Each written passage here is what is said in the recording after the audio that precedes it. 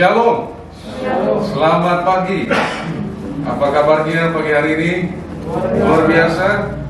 Karena pagi ini kita belajar dari teks yang agak sulit ya. Tadi dibacakan oleh Miss Rida tentang Ananias dan Safira. Tapi kita percaya bahwa Tuhan datang untuk memberi hidup dan agar kita menikmatinya dalam segala kelimpahan.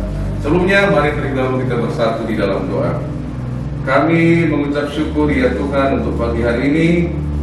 Kami akan belajar dari firman-Mu, berbicaralah kepada setiap kami. Dalam nama Yesus kami berdoa. Amin. Nah, ada yang tahu kita hari ini beberapa minggu kemarin belajar dari kitab apa? Selain Miss Rida ya untuk pertama kalinya setelah beberapa minggu ya, akhirnya Miss Ria pulang dari Jakarta bisa gantian ngajar di sekolah minggu. Ya, kita lagi sedang belajar dari kitab Kisah Para Rasul. Nah, kita belajar sebelumnya waktu Yesus naik ke surga. Sebelum naik, Yesus memerintahkan, pergilah, jadikan segala bangsa muridku. Dan Tuhan Yesus memperlengkapi murid-muridnya dengan mencurahkan Roh Kudus. Gak hanya kepada murid-muridnya, tapi kepada 120 orang percaya lainnya, dan mereka menantikan dan mereka dipenuhi oleh Roh Kudus. Dan pada hari Pentakosta, Petrus berkhotbah dan mereka bertambah berjumlah berapa? 3.000 orang. Nah, setelah itu minggu lalu kita belajar ternyata mereka bertambah lagi.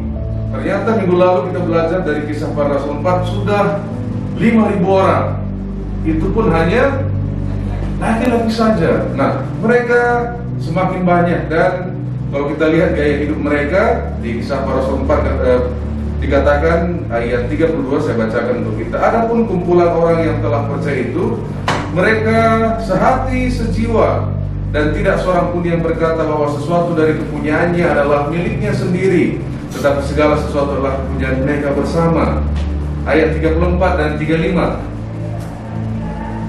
Sebab tidak ada seorang pun yang berkekurangan di antara mereka, karena semua orang yang mempunyai tanah atau rumah menjual kepunyaannya itu, dan hasil penjualan itu mereka bawa dan mereka letakkan di depan kaki rasul-rasul, lalu dibagi-bagikan kepada setiap orang sesuai dengan keperluannya. Nah, sampai di sini kita belajar betapa mengagumkannya kehidupan gereja mula-mula. Benar ya? Sempurna gitu kan. Wah, ini kayaknya mereka keren banget gitu ya, kehidupan mereka. Tapi nggak berhenti sampai di situ. Kalau minggu lalu kita belajar bahwa ada ada penindasan yang pertama. Hari ini kita akan belajar bahwa gereja mula-mula juga mempunyai seorang seperti Ananias dan Safira. Jadi ternyata kalau kita menyimpulkan gereja mula-mula itu sempurna, ternyata nggak ada gereja yang sempurna. Karena ada juga di dalam mereka ada orang seperti Ananias dan Safira. Nah, kira-kira apa yang terjadi? Kita balik tadi, kita baca kembali ayat 1 sampai 6, Kisah Para Rasul 5 ayat 1 sampai 6. Ada seorang lain yang bernama Ananias, ia beserta istrinya Safira menjual sebidang tanah. Nah, menjual sebidang tanah nggak dosa kan? Nggak ada salahnya. Oke, next. Dengan setahu istrinya, ia menahan sebagian dari hasil penjualan itu dan sebagian lain dibawa dan diletakkannya di depan kaki rasul-rasul. Nah, mungkin kalau sampai di sini kita mungkin mau protes, Pak, ini maksudnya apa?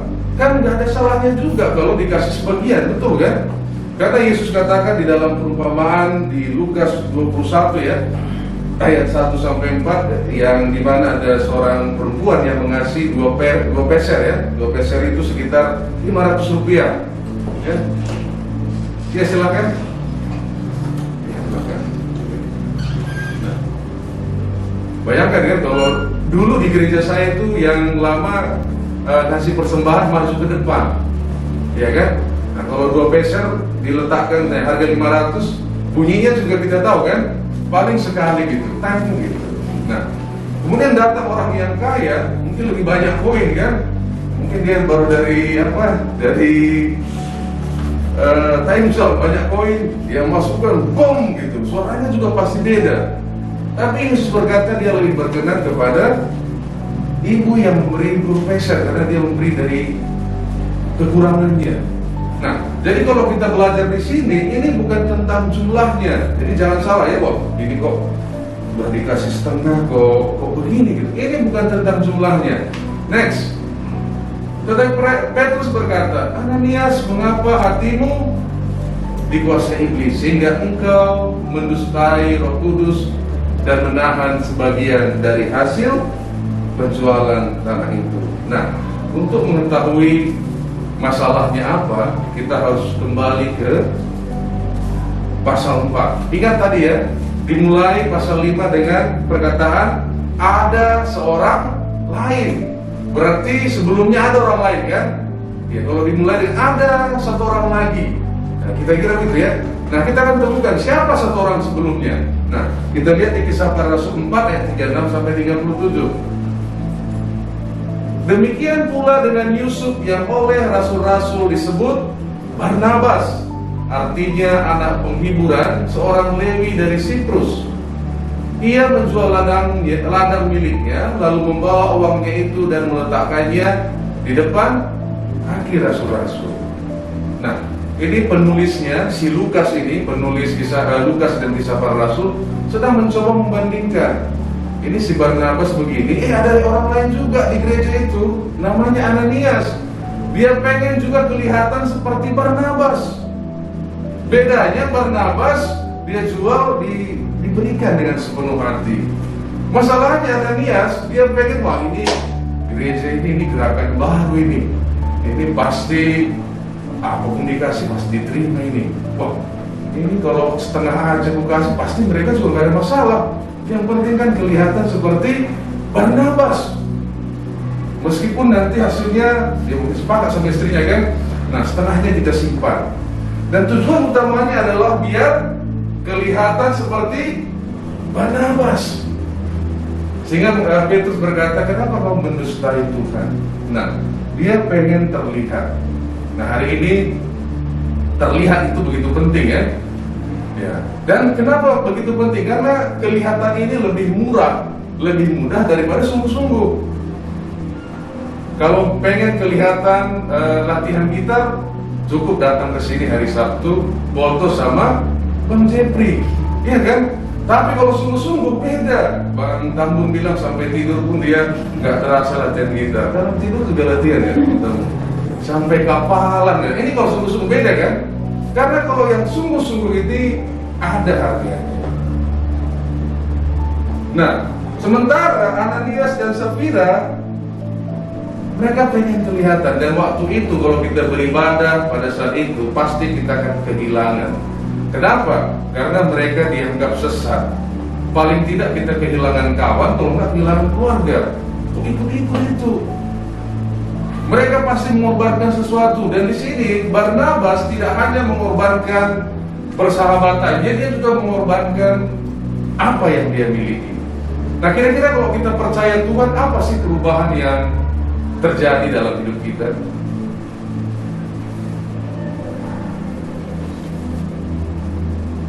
Semakin apa kita? Nah, ada adiknya bapak saya ya, dia rohani juga.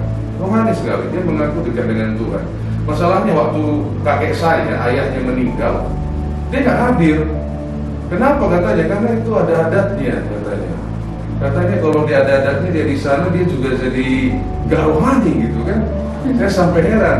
Karena waktu saya lihat Yesus di Alkitab, dia ketemu sama orang yang sakit, yang ditolak jadi sembuh, ya kan? Yesus mempengaruhi orang lain jadi baik gitu. Nah, tapi Bapak Tanah ini beda. Nah, kira-kira apakah perubahan yang seperti ini?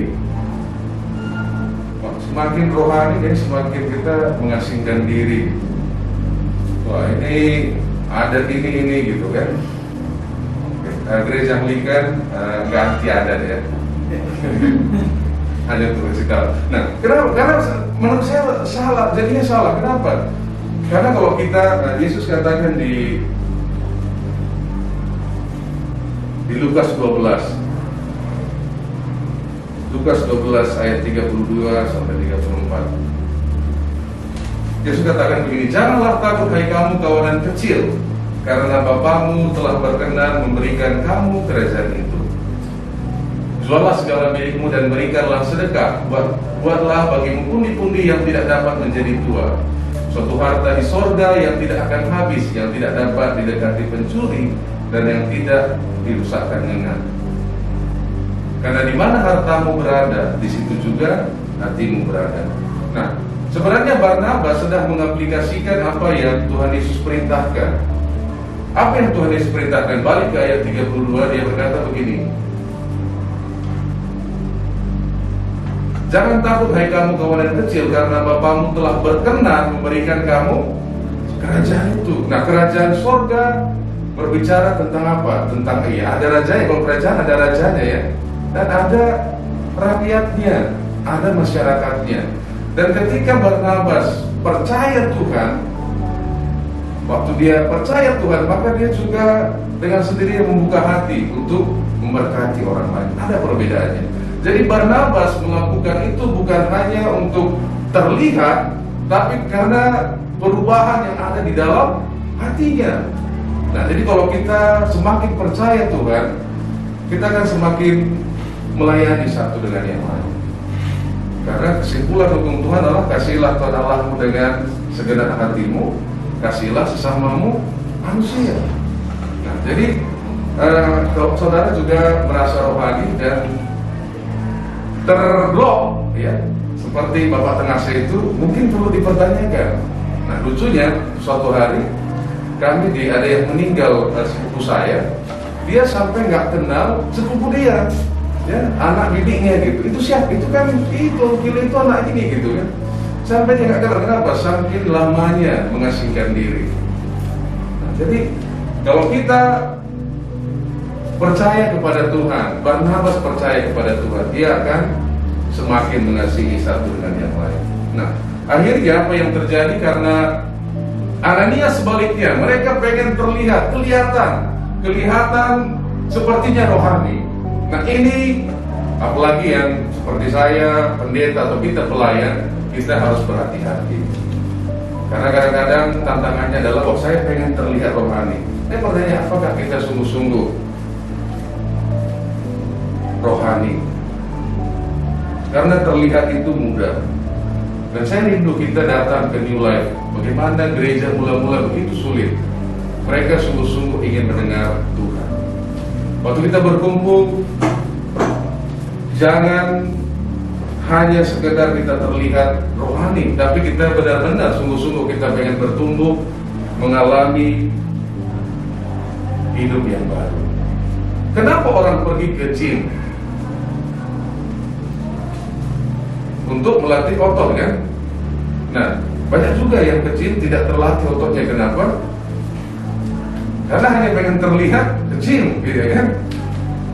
Ya, yang penting ya di gym gitu kan. Tapi kita berada di gym nggak langsung berotot. Yang berotot itu apa? Yang exercise ya kan? Yang semua kesakitan, yang beban berat itu, dipikul, lagi gitu. Nah, kalau orang nggak percaya dia ke gym. Nggak ada yang berotot ya, kalau kita hanya foto-foto nggak jadi. Saya sudah buktikan, saya sudah pernah pindah dari gym satu ke gym yang lain, ternyata nggak instan pemirsa. Iya, saya sudah foto begitu, nggak bertumbuh. Waktu saya melihat yang berotot, saya juga ngeri gitu. Gitu kan. Setelah diletakkan gini kok, mengerikan gitu kan. Tapi itulah prosesnya. Kalau kita pengen rohani kita bertumbuh, kita juga harus latihan iman. Segala yang kita hadapi, mari kita jalani bersama dengan Tuhan, kebenaran Tuhan. Apa ini? Situasi ini bagaimana saya harus menghadapinya? Inilah sungguh-sungguh. Kemarin saya sangat kaget sekali, ada seorang pendeta dari Kuala Lumpur. Pendetanya gerejanya besar, dan dia bilang setelah beberapa tahun mengundang orang, banyak event gereja, saya harusnya memutuskan untuk keluar dari gereja. Padahal gerejanya besar. Kenapa? Dia bilang, saya hanya berpikir apakah yang datang sungguh-sungguh menjadi murid Tuhan, atau sekedar datang ke program gereja, event gereja sekarang tren kan? Ya, mengalahkan Holy Wings yang sudah tutup itu kan? Gereja juga lampu selesai ya kan? Kayak kita lah kan? Sangat relevan. Dan pertanyaannya, dia bilang, Dia juga bilang begini, kalau seandainya Yesus ada hari ini, mungkin kita nggak akan undang di acara-acara konferensi gereja. Kenapa? Karena biasanya yang diundang adalah pastor ini, dari ini, jemaatnya 50.000 orang, iya kan? Yesus hanya punya jemaat berapa? 12 orang. Hanya punya murid 12 orang, mungkin yang akan diundang. Tapi murid yang 12 orang ini sungguh-sungguh, sekalipun mereka nggak sempurna ya, ada kesalahan yang mereka buat, tapi mereka sungguh-sungguh. Dan dia tinggalkan, dia bilang, saya mau fokus menjadikan orang murid Kristus, bukan sekedar ikut event gereja. Dan doa saya, doa kita semua, ini yang kita rindu di NLAC, apapun yang sedang terjadi, yang kita hadapi, biarlah ini membuat otot iman kita semakin kuat. Kita berjalan bersama Tuhan. Nah, akhirnya Tuhan menghukum mereka. Saya percaya mungkin Ananias dan Safira ini orang yang bukan dari gereja, bukan orang yang percaya Tuhan. Ya, tapi seringkali hukuman ini memang mengubah kita. Nah, kenapa ya kita itu kalau dihukum baru bisa berubah gitu. Nah, saya dan istri sebelum ada isu tilang elektrik ini kan, paling lupa kalau ada harus pakai seatbelt itu kayaknya berat gitu ya kan. Kayaknya nyaman ya. Padahal seatbelt itu untuk apa? Untuk keselamatan, untuk keamanan kan, benar ya. Tapi rasanya kalau mau pakai itu jujur aja kan pun sering lupa. Tapi setelah dibilang polisi apa bersisi gitu kan, di mana-mana sekarang lampu kan, seolah-olah ini wah di mana-mana mata polisi gitu kan. Belum keluar rumah pun persisi gitu. Nah, bukan karena pengen selamat loh, padahal untuk keselamatan, hanya untuk menghindari hukuman. Jadi saya bilang sama istri saya, seandainya ini perintah Tuhan, kita sebenarnya nggak takut berdosa. Yang kita takutkan, kita takut ketahuan kalau berdosa. Begitu ada lampu, wah ini saya langsung, wah dia pakai seatbelt. Nah mungkin nanti akan banyak pelanggaran yang terjadi kan. Tapi setidaknya itu membuat saya berubah gitu. Setelah ada, lampu CCTV tadi. Tapi kan lagu anak kecil kita, mata Tuhan melihat apa yang kau perbuat gitu kan, baik yang baik. Nah, anak-anak muda hari ini begitu banyak godaan ya di internet, Netflix dan lain sebagainya yang menggoda iman kita. Mungkin perlu kita unsubscribe yang nggak penting, yang nggak membuat otot iman kita bangkit. Benar kan? Karena kalau Tuhan misalnya bisa periksa, cek browser kita, apa yang kita cari gitu kan. Ini lebih, mata Tuhan lebih banyak daripada CCTV presisi. Tapi seringkali demikian, seringkali kebangkitan rohani terjadi ketika ada penghukuman dari Tuhan. Tapi kalau kita lihat ke Taman Eden, sebenarnya Tuhan itu baik ya. Berapa aturan? Hanya satu kan? Itu pun kenapa Tuhan kasih aturan? Biar Adam dan Hawa sadar mereka bukan Tuhan. Tuhannya adalah Tuhan gitu. Mereka bebas mengelola segalanya. Ya kan? Nah, tapi satu saja, memang kita ini luar biasa lah gitu ya. Setelah jatuh dalam dosa, yang Adam bilang sih apa? Memang ular dan perempuan yang kau kasih inilah Tuhan juga yang salah. Waktu Hawa ditanya, ya ular inilah yang kasih. Nah kita memang ya jujur aja ya, kita sama diri kita juga kadang-kadang berdosa. Betul bener nggak? Kita suka makan yang nggak seharusnya kita makan, bener kan? Kita juga suka begadang kan? Kita juga kadang-kadang nggak rawat diri kita, bener ya? Jujur dulu kita. Kita juga sama diri kita juga suka nggak adil gitu. Iya kan? Apalagi sama hukum Tuhan. Makanya Tuhan melihat, aduh ini perlu Roh Kudus, biarlah Rohku yang kukasih, biar perubahan kita itu dari dalam. Bukan seperti saya tadi ya, ini persisi gitu. Biar saya sadar bahwa seatbelt itu ya untuk diri kita. Nah ada trik, ternyata ada trik ya. Kemarin kami rental mobil langsung dimasukkan seatbeltnya ke belakang ya, tanpa dipakai gitu. Tapi kalau persisi mungkin nampak kali ya. Jadi mengerikan juga. Nah, oke, balik. Tapi terlepas dari semuanya itu,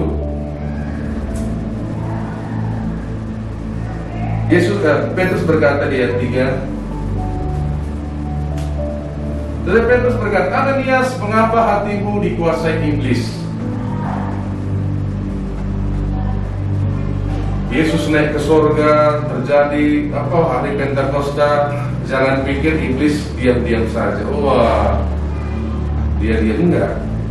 Iblis pun bekerja. Kapan Yesus mulai mau dibunuh? Waktu Yesus masih bayi kan, Herodes kan, mau dibunuh semua bayi. Kenapa? Karena mungkin bayi itu lebih kecil, lebih gampang. Jangan pikir juga gereja kita ini LLAC, kita mau menjadi gereja mandiri. Jangan pikir juga iblis diam-diam saja. Apa ya caranya ini? Wah, segala cara dia buat. Segala cara dia buat. Agar apa? Ya nggak terjadi.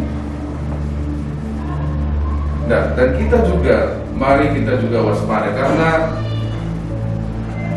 sama seperti Yesus juga digodai. Dan seringkali iblis ini menggodai, memberikan setengah kebenaran ya.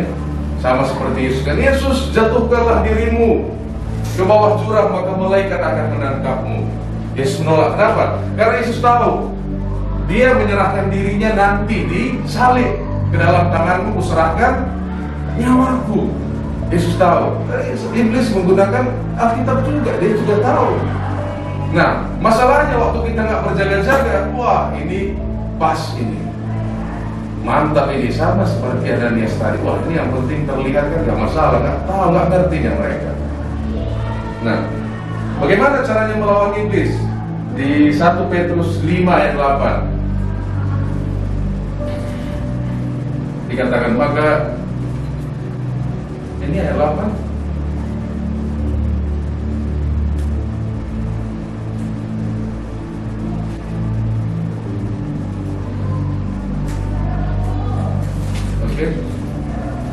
Mungkin versi yang lain ya. Saya bacakan ya. Oke. Sadarlah dan berjaga-jagalah, lawanmu si iblis berjalan keliling sama seperti singa yang mengaum-ngaum dan mencari orang yang dapat ditelannya. 9 ayat 9. Lawanlah dia dengan iman yang teguh, sebab kamu tahu bahwa semua saudaramu di seluruh dunia menanggung penderitaan yang sama. Bagaimana cara melawannya? Yakobus 4 ayat 7.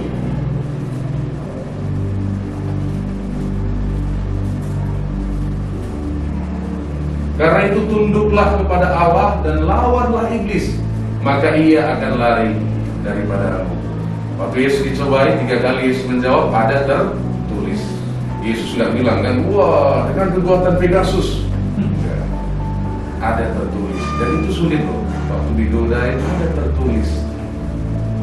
Bukan kekuatan, tapi aku tunduk kepada firman. Nah, kita belajar di sini bahwa gereja mula-mula yang kita pikir sempurna juga menghadapi tantangan. Dan kita juga, iblis juga mengaum-ngaum seperti singa. Pagi hari ini, mari, saya percaya kalau kita pun 12 orang seperti murid Tuhan Yesus, kita sungguh-sungguh di pinjam wartanya.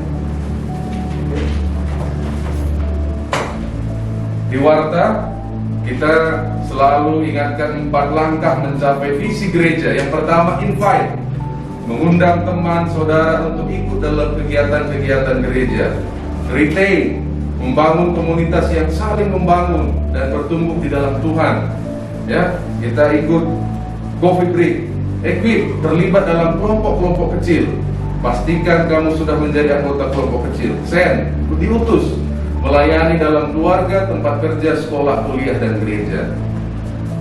Kalau berapapun yang ada kita hari ini, sama seperti rasul 12 orang, mereka datang dengan kesungguhan hati. Mereka tidak hanya terlihat seperti rasul, mereka sungguh-sungguh. Saya percaya apa yang kita cita-citakan menjadi gereja mandiri ya, di sini kan akan kita lihat, dan hari-hari terbaik ada di depan kita. Amin. Mari kita bersatu di dalam doa.